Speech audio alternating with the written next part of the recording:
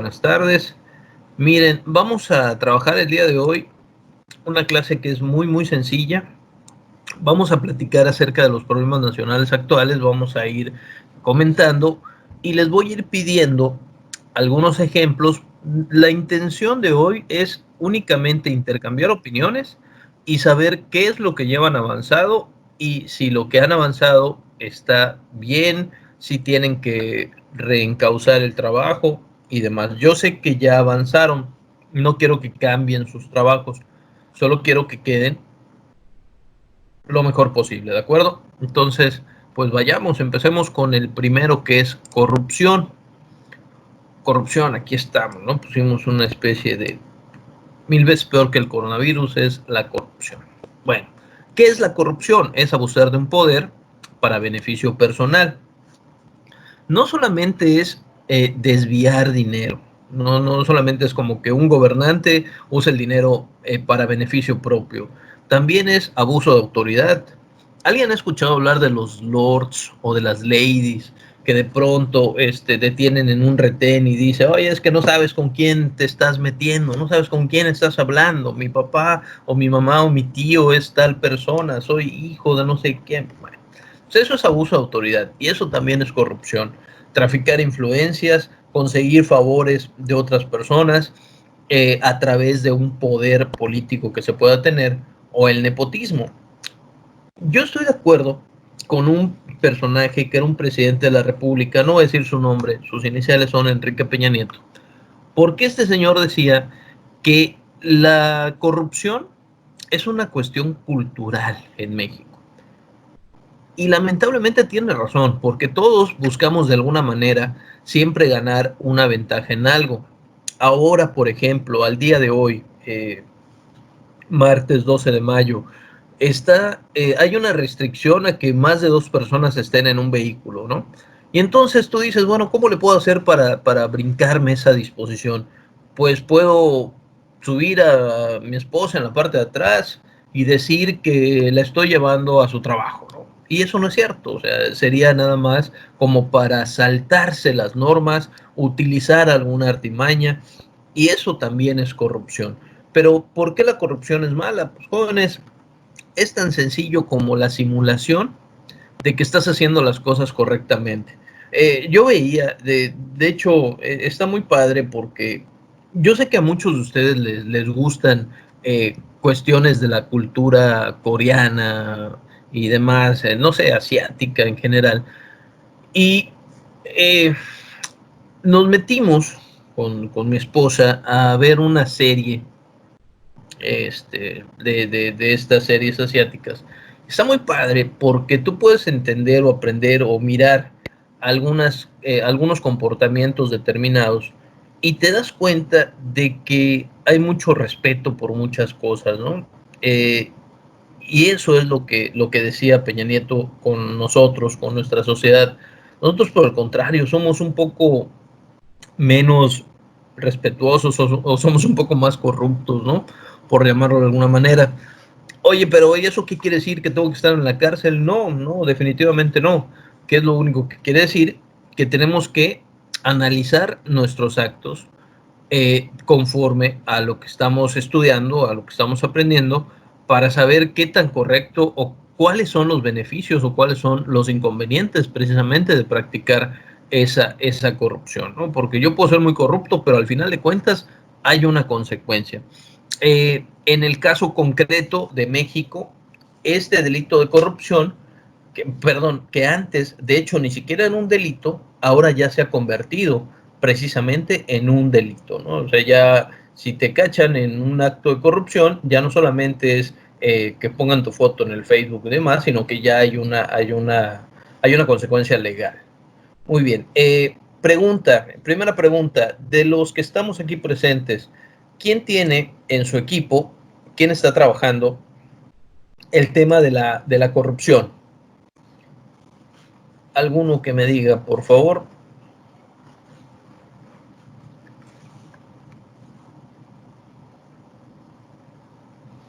No todos al mismo tiempo, algún equipo que tenga el tema de corrupción, que nos quiera comentar sobre qué están haciendo con su trabajo, cómo le están haciendo, qué tema han o qué ejemplo están trabajando. ¿Nadie? Maestro, ¿me Hola. escucha? Sí, claro. Mi equipo, soy Mariana Arjona. Nosotros nos tocó corrupción. Bien, Mariana, Marianita, cuéntanos. Pues nosotros estamos haciendo el video en tipo noticiero Ujú. y como, pues para que se pueda dividir bien qué va a decir cada quien, por ejemplo, mencionamos qué es la corrupción. Estamos mencionando la corrupción en el sexenio de Peña Nieto, Ajá. igualmente en la actualidad, y, por ejemplo, dimos algunos ejemplos, ¿Cómo como por cuál? ejemplo, Ah, en los juicios, cuando alguien que es culpable, por alguna razón no termina en la cárcel, o por ejemplo, cuando eso de evadir impuestos, o por ejemplo en la misma política que los gobernadores dejan como que a su mano derecha para que siga en el poder, cositas así. cositas de ese estilo. Excelente. Muy bien, Mariana. Eso confirma lo que siempre he pensado. Eh, Su salón y concretamente su equipo son excelentes, muy buenos ejemplos. Está muy bien, el avance que llevan es muy, muy bueno y estoy de acuerdo con los ejemplos, están muy, muy bien. Sobre todo reales, ¿no? Y cómo nos van afectando. Muy bien, Mariana. Vamos Muchas con... gracias. No, al contrario, gracias a ustedes. Vamos con la siguiente, vamos con el migración. Vean, este está padre. En realidad a mí me gusta mucho porque resulta que la migración en el estado benefactor era legal, totalmente legal, a través de una cosa que se llamaba el programa Bracero. ¿Qué era el programa Bracero? Estados Unidos y México se ponen de acuerdo, necesito trabajadores, te mando trabajadores, están de manera legal un tiempo, regresan, mandamos a otros y así generamos empleos. Lo malo es que el programa Bracero se acaba. Y cuando se acaba, la migración continúa, pero ahora de manera ilegal. Es donde empiezan los famosos cruces por el río Bravo, gente que tiene que pasar por túneles, las películas estas famosas donde aparece la policía de migración de Estados Unidos, etcétera, hasta llegar a lo que es ahora con la construcción del muro famoso de Donald Trump. Pero bueno, la migración no solamente es por causas de dinero, la mayoría de las veces sí, desde luego, pero a veces la gente cambia de lugar por la violencia que existe en sus lugares de origen. Y la migración tiene cosas buenas y tiene cosas malas. ¿Cuáles son las cosas buenas de la migración? Sin duda alguna, la cuestión económica. Miren, el dinero, pensemos en algo, las personas que van a trabajar a los Estados Unidos o a cualquier país le mandan dinero a sus familias. Ese dinero se llama, apúntalo, se llaman remesas. Y las remesas sirven para activar la economía de un lugar determinado. Voy a poner un ejemplo muy sencillo. Espero que no haya nadie de ahí, pero de todas maneras, si me equivoco en el ejemplo, me dicen, maestro, eso no es así. Hay un lugar aquí en Yucatán que se llama Oshkushkap. Osh, le dicen de cariño. La gente de Osh, mucha gente se fue a trabajar a los Estados Unidos. La gente manda sus recursos, manda sus remesas y hay muchas personas que empiezan a construir casas pues más grandes en Oshkushkap. La economía de Oshkushkap es una economía bastante activa y la gente pues empieza a crecer de una manera, a crecer económicamente de una manera acelerada, cuando las oportunidades no eran del todo favorables. Es decir, el dinero que llega a Oshkushkap ayuda a la gente de Oshkushkap, ¿no? ¿Por qué razón? Porque si tengo dinero, recibí dinero de Estados Unidos, voy a la tienda, compro, el de la tienda vende, aumenta sus ganancias y puede consumir servicios, productos, etcétera. Entonces la economía local se va moviendo. Lo malo es que también tiene efectos negativos. El mismo caso, un montón de gente de Oshkushkap se fue a los Estados Unidos a trabajar y en Estados Unidos pues se juntan N cantidad de culturas, culturas asiáticas, no sé, mexicanos, hondureños, salvadoreños, brasileños, del lugar que se te ocurra. ahí está en Estados Unidos, y la gente empieza a tomar costumbres de otros lados. Y mucha gente en Oshkoshka empieza a tomar costumbres de las pandillas en los Estados Unidos. Y entonces cuando regresan a Yucatán, pues traen ya esa cultura de las pandillas y evidentemente forman pandillas. Lo malo es que llegan miembros de pandillas enemigas. Entonces imagínate que de pronto la pandilla 18 y la pandilla de la Mara, de la Mara Salvatrucha, se encuentran una persona de Xuscap que se fue a Estados Unidos y perteneció a un grupo, y otra persona de Xuscap que fue a Estados Unidos y se hizo de otro grupo, regresan ambos a su pueblo, se encuentran y ahora son enemigos acérrimos porque pertenecen a pandillas diferentes. Y esto da lugar a una gran violencia o a un escalamiento en la violencia en este lugar, en Oshkoshka. Es bastante peligroso, por cierto. De hecho, qué tan arriesgado será decir esto? Que el día, miento, no fue en este año, fue el año pasado, que literalmente en Oshkoshka apedrearon el Palacio Municipal. ¿Por qué razón? Pues un pleito de pandillas, la policía no pudo detener a los de una pandilla y a los de otra pandilla, llegaron más personas a defenderlos y acabaron por tirarle piedras al Palacio Municipal. Entonces, si bien hay eh, efectos positivos en la migración como las remesas, pues también hay efectos negativos como la violencia, ¿no? Y el asunto es que México, en la actualidad, pues no solamente manda personas a los Estados Unidos, sino que además es el camino para los migrantes que vienen huyendo de la violencia en sus países, y estos migrantes pues van a atravesar por todo el territorio nacional y van a ser víctimas de violencia, de delitos, o van a ser victimarios en esos delitos que se cometen en nuestro país, ¿no? Es un problema bastante delicado. Maestro, ¿es mala la migración? De ninguna manera. Lo que es malo son las causas por las cuales se da la migración. No sé si logro explicar ese apartado. Muy bien, de los que tienen el tema de migración, ¿me podrían alguien comentar de manera muy rápida y muy breve eh, qué ejemplo están usando concretamente?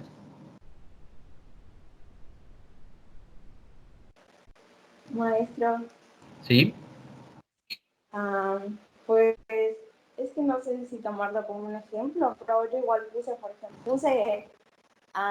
las causas por las que se daba, puse los efectos positivos que trae, pero también puse los efectos negativos, pero no me enfoqué en uno en sí. Ok, sería importante, lo que llevan está bien, está muy bien. Si ya lo terminaron, digo, pues ya ni modos, pero si no lo han terminado, sería muy importante, muy importante que mencionaran, por ejemplo, o que mencionaran, perdón, por lo menos algún ejemplo de migración actual, de migración actual. Y un ejemplo actual son las caravanas migrantes, ¿no? Sin duda alguna. Entonces, no es que esté mal que no tengan, a ver, ¿cómo explicarlo? No es que esté mal que tengan la teoría es importante, pero recordemos que la finalidad es que sea un problema nacional actual y por lo tanto, pues hay que poner el ejemplo de ese problema, ¿no? El ejemplo de la migración, decir qué es, este, cómo surge, cuáles son sus cosas buenas, cosas malas, pero cuál es el ejemplo que tenemos de migración. Ok, maestro, gracias. De nada, de nada. ¿Alguien más?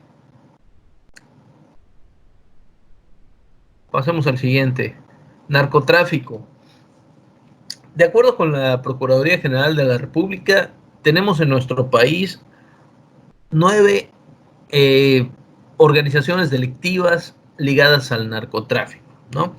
Que son estas de aquí, y que en nuestra península, el estado más afectado, pues sería el estado de Quintana Roo, que en teoría es territorio del cártel del Golfo, pero que varios carteles han ido a intentar controlar esta región, porque pues es muy lógico, la zona norte de Quintana Roo, estamos hablando de Cancún, Playa del Carmen, recibe muchos turistas, Evidentemente hay muchísima venta de enervantes y pues es importante controlar este territorio y por lo tanto llega un grupo o otro grupo a tratar de controlarlo y se desata la violencia. ¿Por qué Yucatán no es cuna o no es escenario de peleas de los carteles de la droga? Pues simplemente porque no existe como negocio el narcotráfico en nuestro estado. Es decir, no hay aunque hay mucho consumo de sustancias en diferentes niveles que ustedes han escuchado, incluso más que yo, lo cierto es que el consumo afortunadamente no es tan elevado como en otros países donde pueda ser importante el control de ese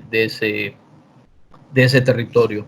Ahora, ¿de quién depende que esto se mantenga así, que Yucatán siga siendo seguro? Pues evidentemente depende de nosotros, ¿no? Mientras Yucatán no se convierta en un mercado que tenga que pelearse para los carteles de la droga, pues muchísimo mejor, ¿no? Seguirá siendo un estado seguro. Pero bueno, a nivel de historia, lo más relevante con el narcotráfico, pues fue la guerra contra el narco del presidente Felipe Calderón Hinojosa. Y también es importante mencionar que en esa guerra contra el narco, pues evidentemente no se terminó con el narcotráfico, ¿no? Aquí está la muestra precisamente de que no se logró acabar con este narcotráfico y por el contrario, yo le sugerí, espero que alguien haya visto o haya leído, le sugerí una serie que se llamaba El Chapo y le sugerí un par de libros de Anabel Hernández, uno que se llama Los Señores del Narco, que está en internet, y otro que se llama El Traidor, que está también en internet. Y si alguien los quiere de manera digital, me dice y le puedo compartir el enlace sin ningún problema, ¿no? Están ahí para lectura. Entonces, el narcotráfico, un problema de los más serios en nuestro país. Y luego pasamos a que es la devaluación. Me gusta, está muy padre porque vean, es terrible lo que le ha pasado a México. Miren, vamos por sexenios, ¿no? Primero, el peso costaba 22, el dólar costaba 22 pesos y llegó a los 150 pesos. Luego surgió de 150 y llegó a 2,483 pesos. Estamos hablando de 1,552% de devaluación. Una cosa espantosa. Luego de 2,400 a 3,375. Y aquí está muy padre porque cuando peor se estaba poniendo la situación, el gobierno decide quitarle 3 ceros al peso y entonces ya no costaba 3,375, ahora solamente costaba 9 pesos con 45 centavos. Sin embargo, la devaluación era del 180%. En estos dos sexenios pasó de 9.45 a 10.90 y de 10.90 a 12.97, casi 13 pesos. Y el presidente Peña Nieto recibe el precio del dólar en 12.97 y el último día de su sexenio, el dólar costaba 20 pesos con 69 centavos. El primer día del gobierno de López Obrador, el dólar costaba 20 pesos con 69 centavos y al día de hoy, 12 de mayo, martes 12 de mayo, el dólar cuesta 23 pesos con 86 centavos, sin los 3 ceros. Si tuviera los 3 ceros, si no hubieran hecho esto aquí, costaría 23,860. Oye, ¿eso quiere decir que nuestra moneda es fuerte? No, por el contrario, imagínate, si aquí costaba 22,69 y aquí cuesta 23,860, eso quiere decir que nuestra moneda pues ha sufrido una gran devaluación, ¿no? Pero por favor, no me lo crean a mí, no se confíen de lo que el maestro Marco les dice. Vayan, busquen. Yo les sugiero esta página, la encontré hace un rato buscando algo de información y tiene el precio del dólar por cada día en México. Está padre porque están un montón de años, ¿no? Aparece ahí el precio del dólar. Vean ustedes mismos cómo se ha devaluado nuestra moneda. Maestro, está bien, está padre, o sea, qué buena onda, se devaluó un montón. ¿Y eso cómo nos afecta? Pues es lo que quiero preguntarles a los que tienen el tema de devaluación. ¿Alguien me puede decir en el tema de evaluación, de evaluación, perdón, cuál es el ejemplo que han estado trabajando o que trabajarán o que tienen incluido?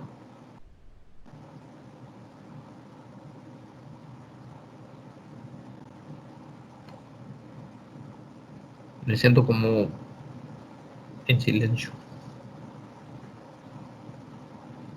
Nada, nadie. ¿A nadie le tocó de evaluación? ¿De verdad? Y tampoco preguntó de narcotráfico. ¿Tampoco? Ah, de narcotráfico, ¿quién tiene su ejemplo que nos diga? Bueno, pues a mi equipo le tocó maestro. A ver, ¿qué incluyeron? Cuéntame. Bueno, pues la verdad lo que usted ya había dicho, excepto, no agregamos lo del Chapo, pero sí agregamos la de el sexenio de Felipe Calderón, que en el sexenio de Felipe Calderón hubo 70.000 muertes. Y de hecho Felipe Calderón dijo que en la lucha contra el narcotráfico, esas 70.000 muertes solo eran daños colaterales, lo cual Sí, sí, sí. ofendió un montón a la población. También agregamos que algunos ejemplos del narcotráfico en Tabasco, porque en Tabasco se presenta mucho, y agregamos que en los últimos años, o sea, en la actualidad, el narcotráfico está presente en el 60% de los estados en México. Bien, muy bien, muy bien. Si reconozco la voz, es Frida. Ajá. Sí, muy bien, Frida. Excelente, excelente. Bueno, tenemos ahí entonces el tema del narcotráfico, muy bien. Y el tema de la de evaluación, pues no tuvimos ahí equipo, lamentablemente, pero bueno, ¿cuál es el ejemplo? El ejemplo es esto, ¿qué tiene que ver? Pues es muy fácil, porque la devaluación nos va a llevar al tema del aumento de los precios, que es este tema llamado la inflación. ¿Qué es la inflación? Simplemente el aumento en el precio de las cosas. Por ejemplo, nosotros vimos un video en clases que se llamaba ¿Para qué te alcanzaba con 5 pesos en 1970? ¿No? Y entonces salía una persona explicando que podías comprar, no sé, 10 bolillos, etcétera, etcétera, etcétera. Y es lo mismo, con 10 pesos en 1970 puedes comprar más productos, con 10 pesos en 2019, 2020 puedes comprar menos cosas. Cada vez que voy a comprar algo, de verdad, lo digo muy en serio, cada vez las cosas están más caras. ¿Y esto por qué es? Bueno, pues precisamente por el asunto de la inflación. Pero esto no me afecta, claro que te afecta. ¿Por qué razón? Porque tú consumes una determinada cantidad de cosas, de bienes, y si esos bienes suben de precio y no sube el salario, pues entonces la gente cada vez tiene un menor poder adquisitivo. Y todo lo que nos parece acerca de Venezuela o de Cuba, que funciona de una manera pues mala, pues no estamos tan lejos de esa misma realidad, ¿me explico? O sea, si bien nos alcanza para comprar algunos productos, lo cierto es que antes nos alcanzaba para comprar más. Y entonces que cada vez te alcance para menos es un problema económico serio del país, ¿no? Muy, muy, muy serio. Muy bien. En el caso de la inflación, ¿quién nos comparte su ejemplo o lo que está trabajando en su vídeo?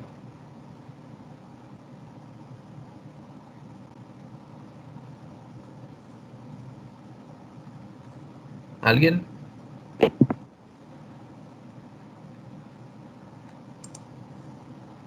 Nada, jóvenes, están muy callados, ni porque están en casa.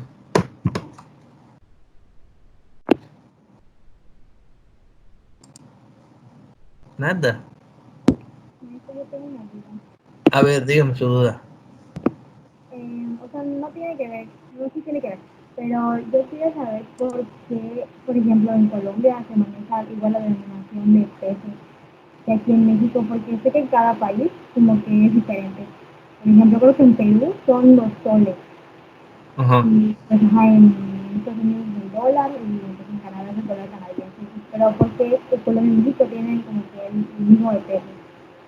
Ah, ok, ok. ¿Por qué cada país tiene como que su propia unidad de económica y por qué coincide llamarse peso en Colombia, en Chile, en México? ¿A eso te refieres?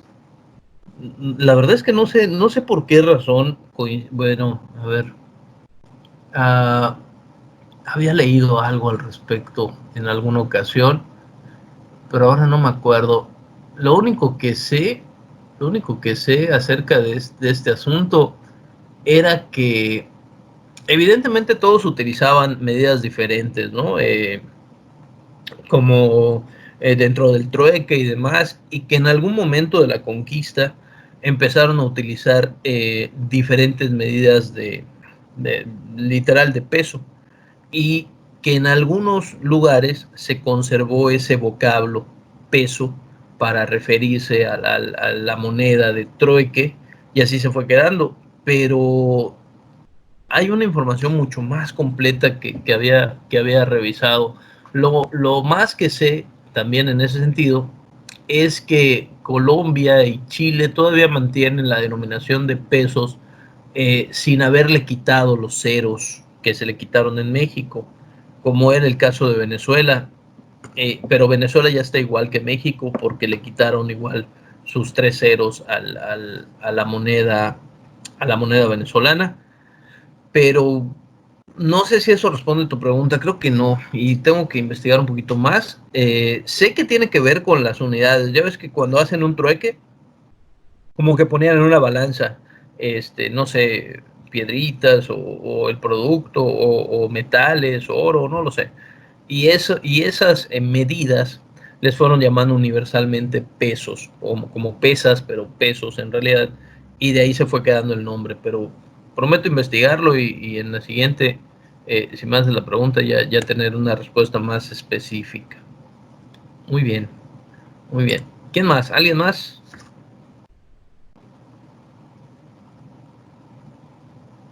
Pasemos entonces a este apartado, el apartado de salud. Jóvenes, este problemita es de verdad muy importante al día de hoy, porque quizá es el que más se observa en nuestro país derivado de la política neoliberal. Voy a explicar por qué. Porque resulta ser que esta gráfica explica muchísimo lo que está pasando en México. Miren, en salud, el, la OCDE, los países de la OCDE gastan en promedio 6.3% de su Producto Interno Bruto.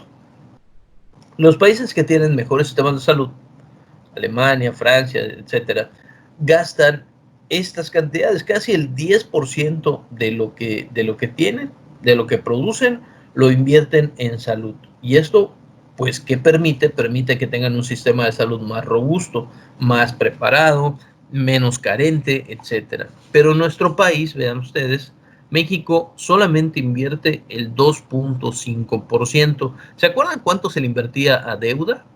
¿Se acuerdan? Teníamos aquí una, este, una gráfica que habíamos puesto. 18% es para la deuda externa, 18%. Y para la salud, 2.5%. Eso te da una idea de lo grave que es tener deudas y de cuánto dinero se le puede invertir a la salud. Resultado, evidentemente, poco dinero para la salud. Pero además hay otra problemática. Hay desorden en las nóminas, hay problemas con las plazas, hay carencia de infraestructura y de personal. Por eso contrataron un montón de médicos ahora. Hay desabasto de medicamento, compras con sobreprecios. Oye, ¿cuánto valen estas pastillas que está tomando el maestro? ¿Cuánto valen estas? O Macor. Ah, no, pues valen, ¿cuánto? No sé, valen tanto dinero. Oye, ¿qué pasa si las vendemos más caras y la ganancia nos las dividimos entre los dos? Ah, pues me parece bien. No solo voy a ganar por el medicamento que me estoy tomando, sino que voy a ganar también por voy a ganar también por el acto de corrupción que vamos a cometer. Y esto pues provoca carencia de presupuesto, más endeudamiento, y al final todo este problemón da como resultado que cuando en México se presenta la pandemia del coronavirus, pues resulta que no hay camas suficientes, y por eso el gobierno sale a decir que por favor no salgas a la calle, quédate en casa, dice el doctor Gatel, quédate en casa, una vez más, quédate en casa. ¿Por qué razón? Porque no existe la infraestructura suficiente. ¿Pero por qué no existe? Pues por esto. Y es un problema serio, por eso cada vez que vas al Seguro Social tienes que hacer fila 3 horas o tienes que ir desde la noche anterior a sacar cita para ser la primera persona que atiendan, o porque solamente te dan paracetamol, o porque tantas carencias en el sistema de salud, ¿no? Y es un problema bastante serio, bastante serio. Si México tuviera mayor inversión en salud, pues solo tal vez, pudiera ser que no se afectara tanto la economía por cuestiones de salud, ¿no? Pero bueno, esa es otra historia.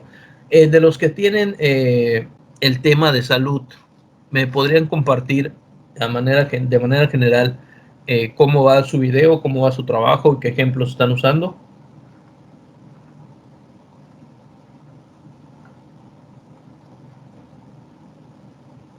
Salud a la una,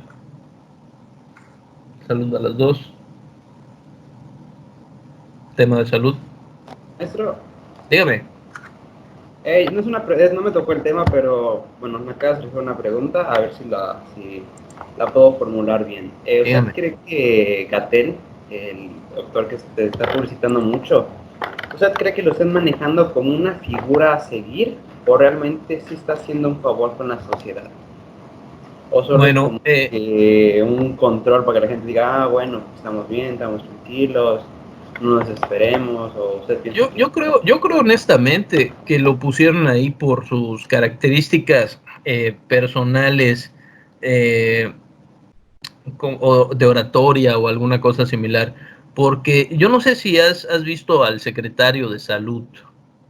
Es un señor mayor y las veces que yo lo he escuchado hablar, honestamente, no lo he entendido demasiado. Entonces, como que pusieron ahí al subsecretario, que es precisamente Gatell, porque tiene mayor capacidad de oratoria y demás, ¿no? Yo creo que esa fue una de las primeras razones.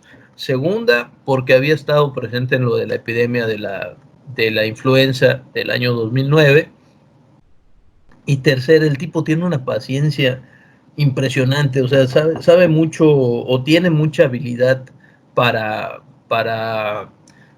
eh, no sé cómo decirlo, como para salir de ciertas preguntas medio complicadas, logra salir avante de esos cuestionamientos. Entonces, no creo que lo estén posicionando para algún puesto político, sí creo que lo tienen ahí por sus capacidades de oratoria y para salir de los problemas. No dudo de su capacidad, sin ninguna duda, me parece un tipo capaz, precisamente por eso está en el puesto en el que está, pero como que tenían que agarrar, oye, ¿a quién ponemos de responsable? ¿Al secretario de salud? Y entonces imagínate ahí no sé, no quiero decir nombres, pero imagínate al secretario de salud e imagínate al subsecretario de salud con esa capacidad de oratoria que tiene. Entonces, creo que por eso, creo que por echarle la mano al secretario de salud y no meterlo en problemas, eh, el titular o el representante o la cara que sale ante México por el coronavirus, pues es precisamente Gatell, ¿no? Espero haber resuelto tu duda. Muy bien. Bueno, dígame. No, está bien, sí está bien.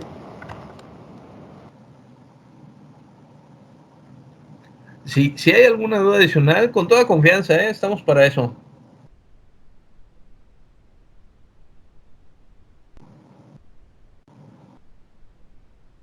¿Alguien más? Y del tema de salud, ¿alguien tiene algún ejemplo de lo que están trabajando o algo? Nada, pues vámonos. Educación.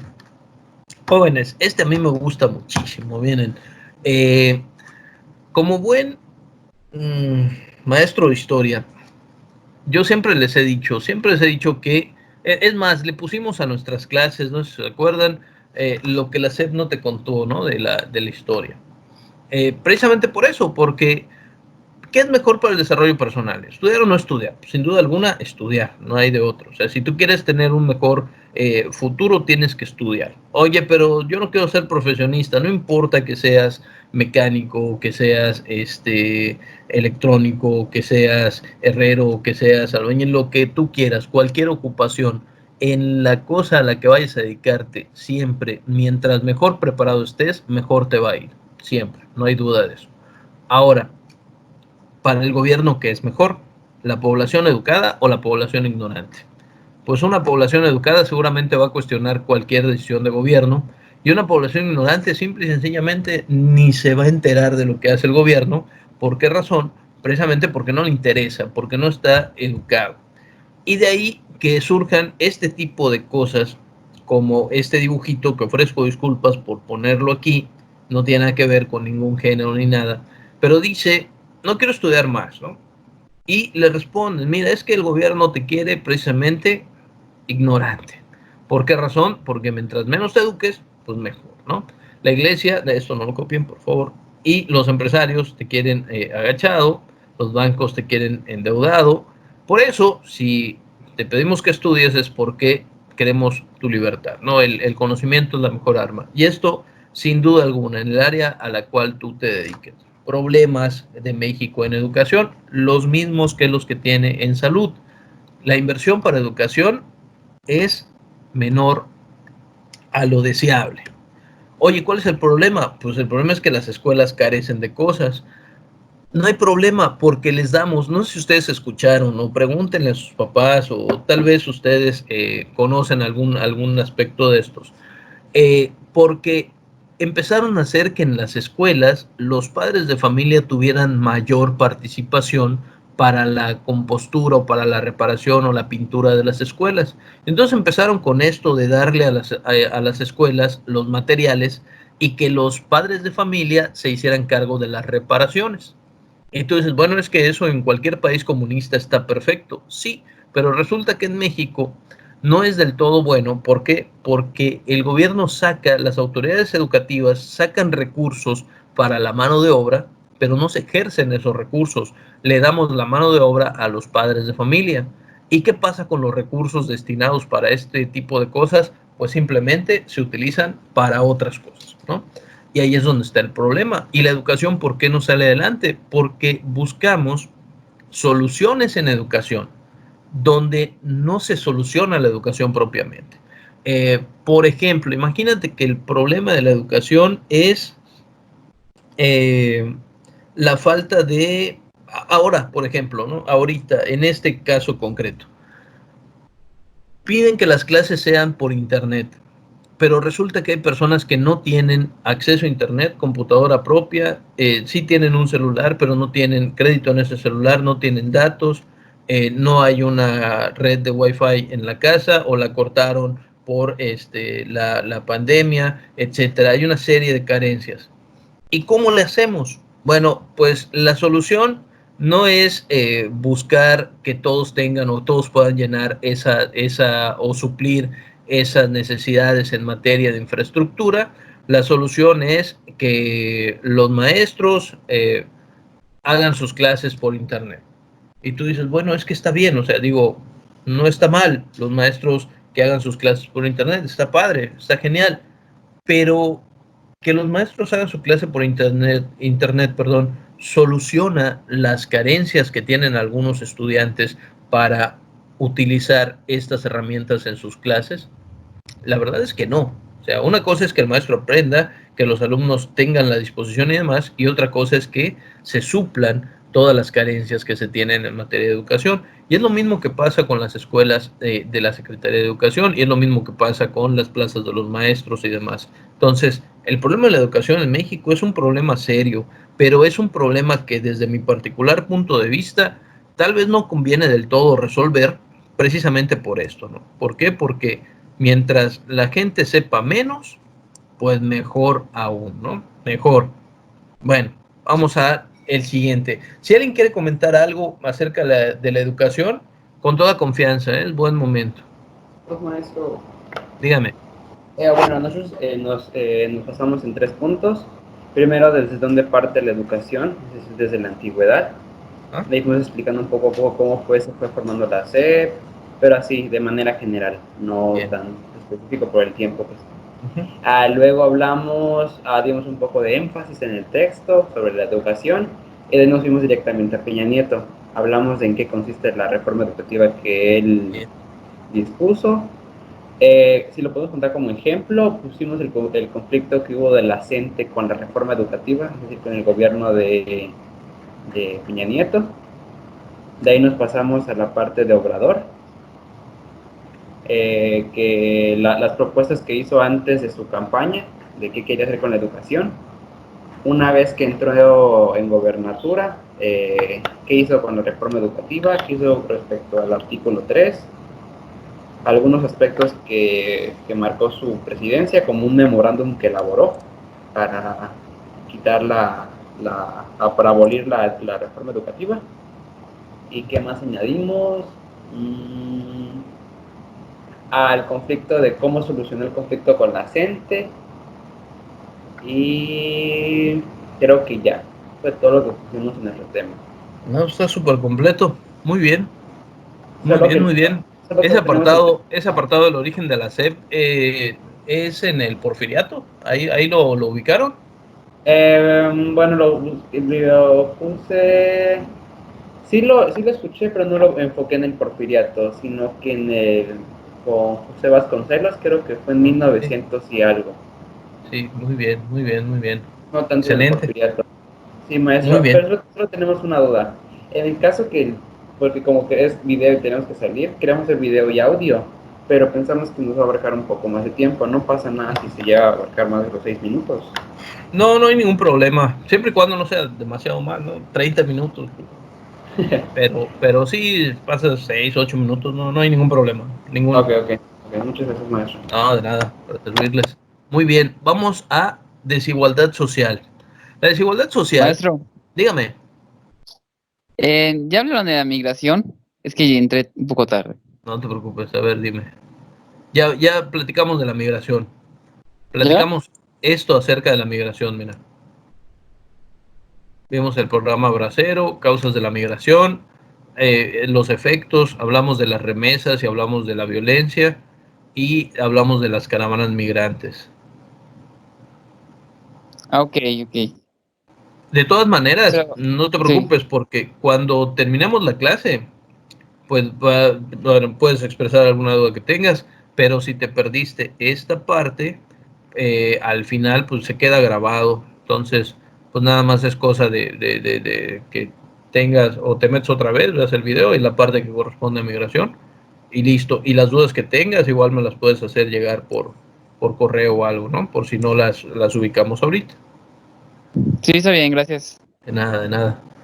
Muy bien, vamos a la desigualdad. La desigualdad social, jóvenes, es evidentemente la económica, pero lamentablemente en nuestro país no solamente hay desigualdad económica, sino también hay desigualdad por poder adquisitivo, por cultura, por las etnias, por la raza, la religión, el origen, nacionalidad, costumbres, preferencias, ideologías, sexo, etcétera, ¿no? Somos un país bastante discriminador o discriminatorio. Esto, pues evidentemente, es un problema nacional actual porque de acuerdo con las desigualdades son las oportunidades que se dan. No sé si alcanzo a ser claro con esto. Es decir, si tú tienes dos grupos diferentes, en teoría deberían tener oportunidades de acuerdo con esos grupos. Eso sería lo ideal. Pero en la realidad eso no pasa. O sea, en la realidad la desigualdad existe y se marca más, se remarca esa desigualdad porque las oportunidades para estos son unas y las oportunidades para estos son otras. Y si le aumentamos que además de todo tenemos un aspecto cultural o religioso o de preferencias o de ideología, y eso nos impide tener esa igualdad social, pues entonces es peor. ¿Por qué razón? Porque imagínate que yo necesito una beca para estudiar. Oye, si tú eres del partido adecuado, entonces te doy esa beca, pero si no, entonces no te la doy. Y esa desigualdad, pues evidentemente va a generar otro tipo de cosas, como por ejemplo, que la gente no tenga los recursos y tenga que dedicarse a aspectos de violencia o de delincuencia o alguna cosa similar, ¿no? Repito, esto, al igual que la corrupción, tiene mucho que ver con el gobierno, pero también tiene mucho que ver con las características que tenemos todas las personas, ¿no? Y lamentablemente, igual aquí, muchas personas caemos en discriminación o en hacer desigualdad precisamente por aspectos culturales o étnicos o religiosos y demás, ¿no?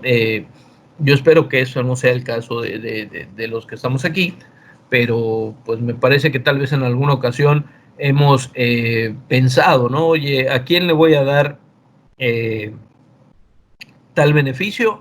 Bueno, pues lo voy a dar a los que son de mi equipo de fútbol, ¿no? Oye, pero ¿y eso no se supone que tendría que ser de acuerdo a las necesidades? Sí, pero pues también otro criterio, el segundo criterio es que sean de mi equipo de fútbol, ¿no? Del poderosísimo Rayo del Necaxa. Entonces, pues eso también es desigualdad social, ¿no? Muy bien. Y bueno, hablando de fútbol, precisamente, como caso de desigualdad social, aunque sería igual, ahorita lo podremos ver en empleo y desempleo, ¿cuánto ganan las personas, no? ¿Cuánto gana un futbolista? ¿Cuánto gana un político en este país? ¿Cuánto gana, por ejemplo? Yo recuerdo en mis tiempos de ver más fútbol, yo recuerdo que había un futbolista muy famoso, gobernador actual del estado de Morelos, que se llamaba, o que se llama Cuauhtémoc Blanco, que llegaba a ganar 1.900.000 pesos al mes. 1.900.000 pesos al mes. Era muy buen jugador, pero ganar 1.900.000 pesos al mes, cuando el salario mínimo en México era de 88 pesos diarios, es decir, como 3.000 pesos al mes, contra 1.900.000 pesos al mes, me parecía como que una gran desigualdad social, ¿no? Pero, sin embargo, pues era un buen jugador, ¿no? Y celebré el gol que hizo en el Mundial. Bueno, ya está. Desempleo y subempleo. El desempleo, evidentemente, es la falta de trabajo, sin duda alguna. Pero el subempleo también es una situación importante porque son dos cosas. Primero, una, que estudies para algo y que trabajes en otra cosa. Dos, que estudies para algo, trabajes en aquello para lo cual estudiaste, pero que te paguen menos de lo que deberían pagarte. ¿Me explico? Y aquí vamos a poner un par de ejemplos. Miren, yo recuerdo, tengo dos hermanos, no voy a decir sus nombres, mi hermano Alex y mi hermana Cintia, ambos tuvieron la oportunidad de ir en momentos diferentes de paseo a Cuba. Entonces, ambos cuando vienen y empezamos a platicar acerca de cómo les fue en su viaje y demás, me dicen con una gran tristeza que en Cuba hay una gran carencia porque resulta que hay muchos médicos, muchos químicos, muchos abogados, muchos ingenieros trabajando, vendiendo cosas o manejando un taxi. Y yo les dije, oye, qué triste, qué complicado.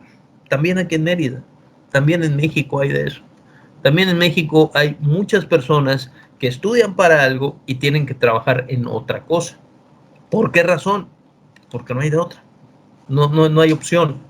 Cuando ustedes empiecen a trabajar, ojalá, yo deseo que todos trabajen en aquello para lo cual estudien, pero tal vez algunos tengan que trabajar temporalmente en alguna cosa diferente. Y otra cosa, a veces cuando trabajas no te pagan lo suficiente. ¿Por qué razón? Porque estás ahí por lo que te paguen, ¿no? Con esto de la pandemia del coronavirus, lo mencionamos hace la clase anterior, básicamente a muchas personas les dijeron, te voy a pagar el 50% de tu salario.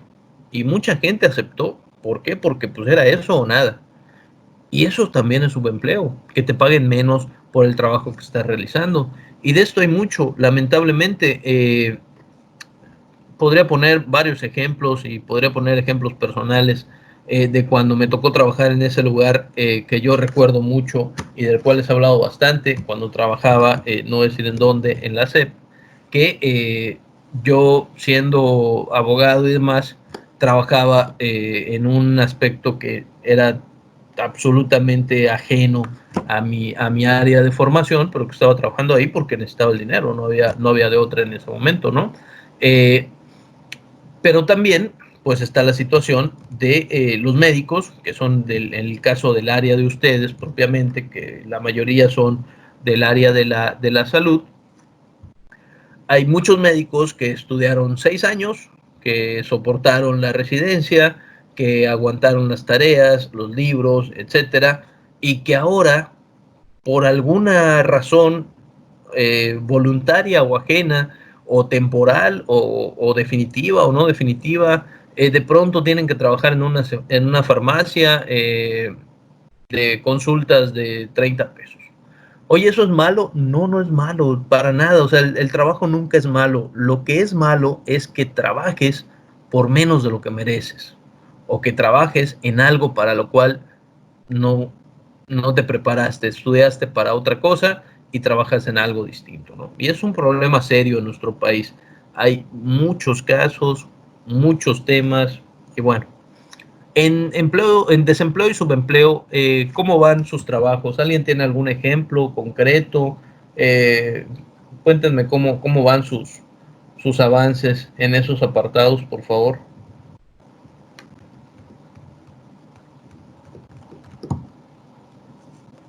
No todos al mismo tiempo.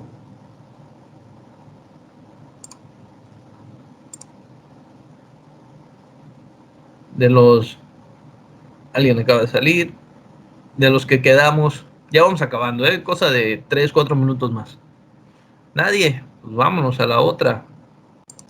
Vámonos a desempleo y subempleo. Y ya está, lo que les decía, para finalizar. Miren, tengo 2 preguntas. Pregunta número 1, siempre les hago las preguntas al inicio de las clases, hoy es al final. ¿De qué manera te afectan a ti y a tu familia, ya sea positivo o negativamente, las reformas estructurales del sexenio anterior? Y esto, propuesta de solución, de manera hipotética, ¿qué podemos hacer nosotros en lo personal y como universitarios para contribuir en la solución de los problemas actuales de México? Estos problemas que hemos estado platicando, que hemos estado escuchando, ¿dónde van a poner estas respuestas? En el trabajo que me van a mandar el viernes, ya tiene una estructura, van a mandar una portada, el enlace y demás. Pero como el enlace es 1 o 2 líneas o 3 líneas, cuando mucho, en esa misma hoja donde pongan el enlace, ahí van a responder por equipo estas 2 preguntitas, ¿de acuerdo? Brevemente, 1 parrafito, 2 parrafitos para dar solución a esto. Es solamente para cerrar este tema, ¿de acuerdo? Ya sabemos que hay problemas, ya podemos explicar los problemas, ya sabemos en qué consisten, pero ahora, ¿cómo nos afectan? Y sobre todo, ¿existe algo? O sea, nosotros como universitarios estamos condenados a saber que hay problemas y a quedarnos así. ¿O qué podemos hacer para contribuir en la solución de los problemas actuales de México? No estoy hablando de responsabilidad social universitaria solamente, estoy hablando de cómo le hacemos. Bueno, yo te puedo poner mi caso particular, yo te puedo decir mi ejemplo particular. Yo, ¿cómo pienso que puedo contribuir a que estos problemas de la nación puedan por lo menos ir siendo conocidos, ¿no? Pues yo te puedo decir desde mi particular punto de vista que mi forma de contribuir a la solución, pues es precisamente informando a mis alumnos acerca de todas las cosas, ¿no? Que no solo vean la historia como una situación que de hechos pasados, sino como que esa historia afecta porque las decisiones que se tomaron antes con Miguel de la Madrid, pues son las que se están viendo al día de hoy con Andrés Manuel López Obrador, ¿no? Entonces, pues ahí quedan las preguntas para que por favor las agreguen a su trabajo de la actividad número 6, parte de la calificación, y pues listo.